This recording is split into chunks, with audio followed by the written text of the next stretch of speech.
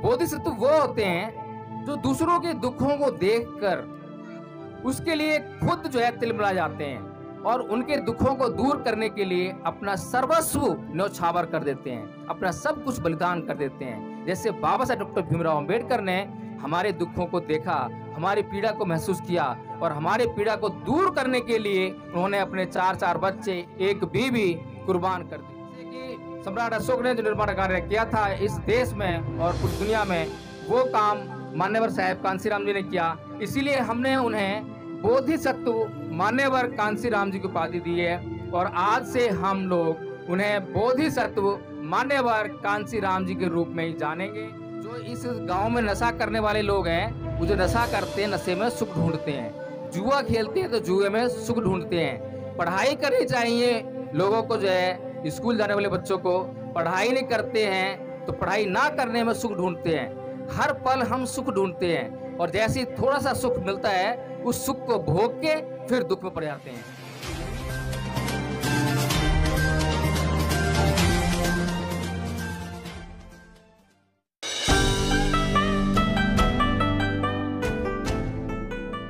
से ऊपर लिखा है विश्व अशांति निवारण अभियान।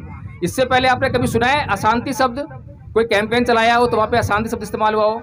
हमेशा आपने पीस, शांति, हैप्पीनेस यही सब सुने होंगे, लेकिन हमने पहली बार इसका नाम क्या रखा? विश्व अशांति निवारण। अभी इसके पीछे क्या राज है?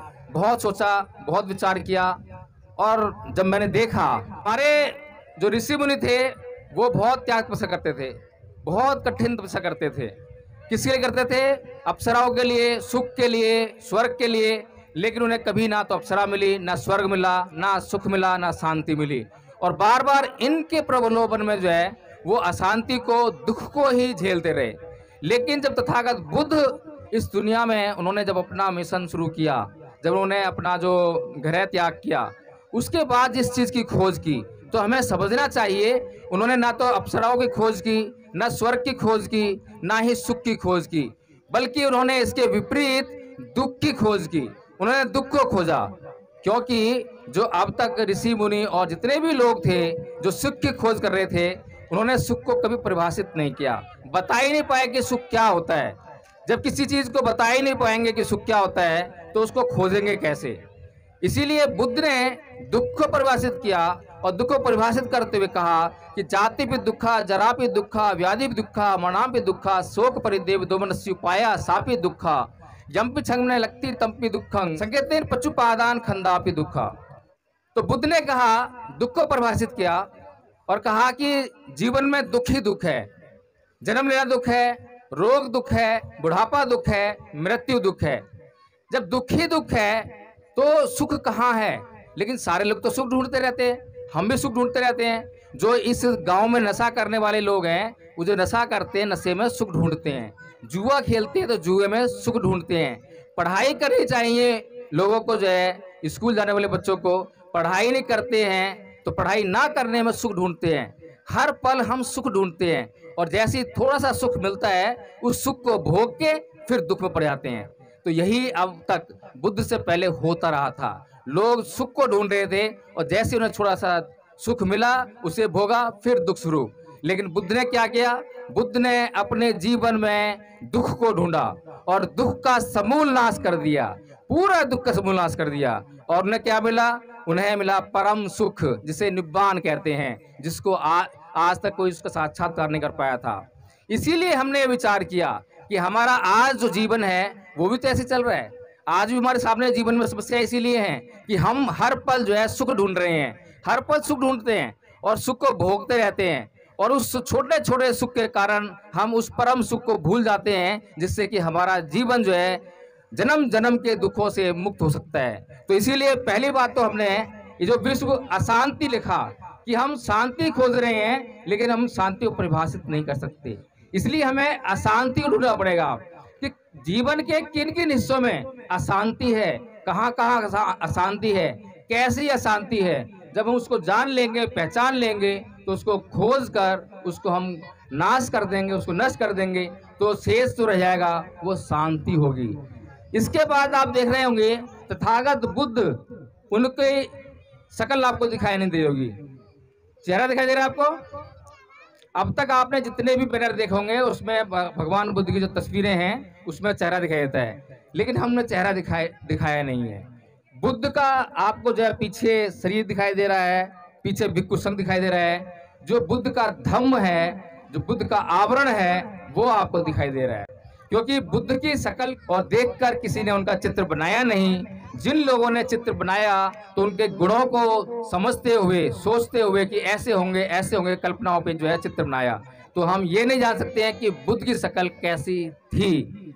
इसीलिए हमने जो है बुद्ध की शक्ल को न दिखाते हुए केवल वो आभास कराया है कि बुद्ध और उनका भिक्षु संघ, जिसने जो मार्ग बताया उस मार्ग पर चलकर हमारा कल्याण होने वाला है। उसके बाद सम्राट अशोक हैं। बुद्ध के बाद जो पूरी दुनिया में धम्म को फैलाने का कार्य किया, अपने एक पुत्र एक पुत्री का दान भी धम्म के लिए दिया और वो आजीवन भिक्षु बन के उन्होंने अपना जीवन जिया। तो ऐसे सम्राट अशोक जिन्होंने पूरी दुनिया में धम्म का प्रचार किया, उनको हमने अपने आदर्श के रूप में शामिल किया है। उसके बाद बाबा साहेब डॉक्टर भीमराव अम्बेडकर हैं। जब भारत भूमि से बुद्ध का धम्म पूरी तरह से लुप्त हो गया था, खत्म हो गया था, तब उन्होंने उस जमीन में से खोद कर उसको निकाला, बाहर निकाला, आपको दिखाया। और आज जो हम ये धम्म की चर्चा कर रहे हैं, इसका कारण परम पूज्य बाबा साहेब डॉक्टर भीमराव अम्बेडकर हैं।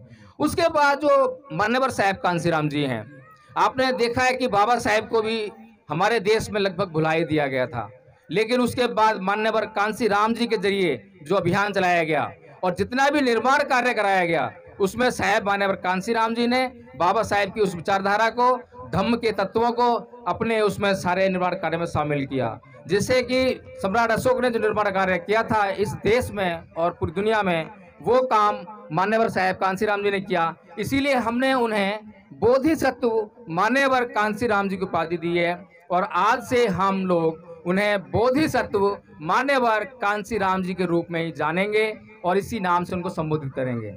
और किसी को अगर ये लगता हो कि वो राजनीतिक व्यक्ति थे, तो मैं आपको बता दूं कि बोधिसत्व होते कौन है।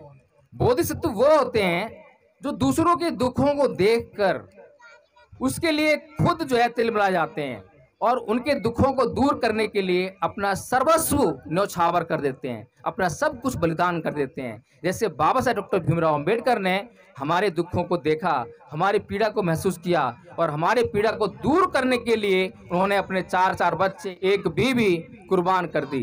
इसी तरह से साहेब मान्यवर कांसीराम जी ने इतना बड़ा फैसला लिया कि वो आजीवन शादी नहीं करेंगे, अपने घर कभी वापस नहीं जाएंगे।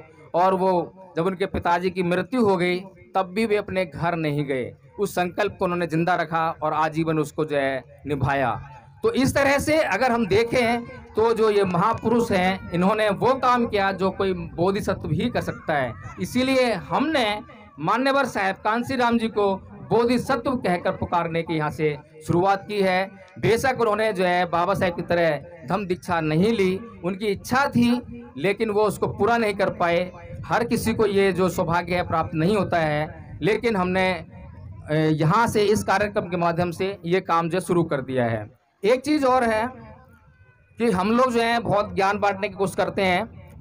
भगवान बुद्ध ने जहाँ ज्ञान प्राप्त किया वो जगह थी बोध गया, और उसके बाद जहाँ ज्ञान दिया वो जगह थी सारनाथ। तो वो जो जगह है उसके बीच में 250 किलोमीटर का अंतर है। अब बुद्ध को क्या 250 किलोमीटर में कोई लोग नहीं मिले, तो उन्होंने उन लोगों को ज्ञान क्यों नहीं दिया? इसलिए नहीं दिया क्योंकि ज्ञान देने के लिए हमें एक तो समय की अनुकूलता देखनी होती है, परिस्थितियों की अनुकूलता देखनी होती है, फिर पात्र व्यक्ति देखने पड़ते हैं। अगर अपात्र व्यक्ति को हमने कुछ दे दिया तो उसका ना तो उसके काम आएगा ना वो आगे बढ़ाएगा। जैसे कि किसी को भूख नहीं है और हमने उसको खाना दे दिया तो वो खाने को ग्रहण करके अपना जीवन नहीं चला पाएगा, या तो खाने को फेंक देगा या किसी अन्य दे देगा, पर उसके काम नहीं आएगा। इसीलिए भगवान बुद्ध को 250 किलोमीटर पैदल चलकर सारनाथ आना पड़ा। पहले वो चाहते थे कि जो उनके गुरु थे अलार कलाम थे और रामदपुत थे, दोनों मृत्यु को प्राप्त हो चुके थे, उनको नहीं दिया जा सका। इसीलिए उन्होंने अपने 5 परिव्राजकों को जो उनके साथ में उनकी सेवा में लगे थे उनको पात्र जाना कि वे पात्र हैं, उनको ज्ञान दिया, धम्म दिया, और उसके बाद आप देखते हैं कि पूरी दुनिया में ये धम्म प्रचारित और प्रसारित हुआ। तो इसलिए हमें ये देखना चाहिए कि जब हम मिशन मूवमेंट चला रहे हैं, बाबा साहेब की बात कर रहे हैं, भगवान बुद्ध की बात कर रहे हैं, तो कहीं कहीं झगड़ा हो जाता है। झगड़ा होने का कारण क्या है? कारण यही है कि हम समय की अनुकूलता नहीं देखते हैं कि क्या समय है क्या बात करने का। अभी सभी लोगों को भूख लगी है, अब भूख लगी है, वो सुनना चाहते नहीं है। मैं जबरदस्ती सुनाना चाहूँ तो मैं कितना भी सुनाऊं, सुनने वाले नहीं है। इसलिए समय की अनुकूलता बहुत जरूरी है। और फिर पात्र व्यक्ति क्या वो समझ पा रहा है, कितना समझ पा रहा है, इन बातों को हमें ध्यान रखना चाहिए। और काफ़ी मैं भी थक गया हूँ, सुबह चल रहे हैं, आप लोग थक गए होंगे। तो मैं इस कार्यक्रम को अब यहीं पे समापन के लिए हमारे बीच में जो बाहर से आए हैं अंकित गौतम जी और एक अन्य साथी हैं, मैं उन्हें बुलाना चाहूँगा। वे अपना वक्तव्य भी रखेंगे और इस कार्यक्रम की समापन की घोषणा करेंगे।